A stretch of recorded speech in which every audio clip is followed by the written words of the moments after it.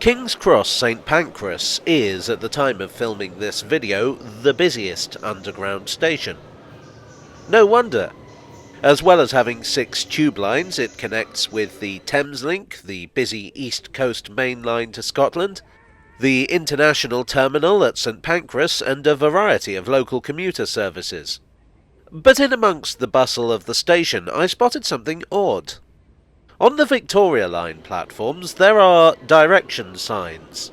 What's odd about these ones is it seems that there has been a correction. Well, that's nothing unusual. It's common to alter signs rather than replace them.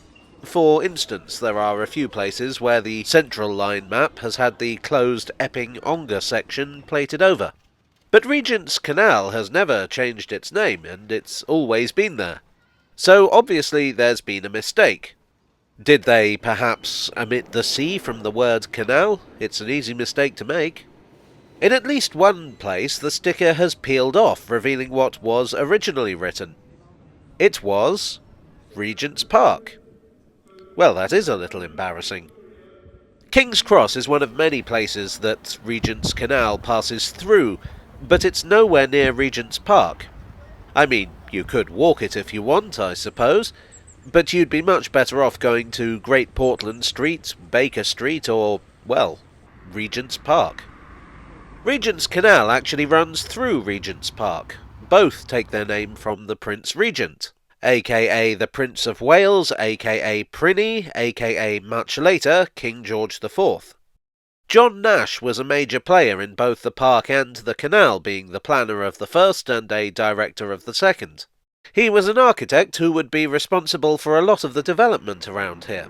Prinny was his patron, so Nash was able to get his endorsement to name both after him. The Prince would also get a summer house in the park. The park was laid out in 1812 and the canal was completed in 1820. Coincidentally, the Prince would also be indirectly responsible for naming King's Cross. After his death in 1830, a statue was erected in his honour on a road junction in what was then Battlebridge. Unfortunately, the King's unpopularity meant that the builders couldn't raise sufficient funds. So the resulting statue was cheap and ugly and unpopular even among people who liked the late King. It was knocked down in 1845, but it left its mark on the area, even though the Regent was only parked there for 15 years. Anyway, that's enough padding. I just thought that sign was interesting. Is it a problem? Probably not. I doubt any tourists come to King's Cross expecting to actually get to Regent's Park. They're more likely here for platform 9 3/4. I would recommend both Regent's Park and Regent's Canal as fine places to go for a walk, but perhaps January is not the best time.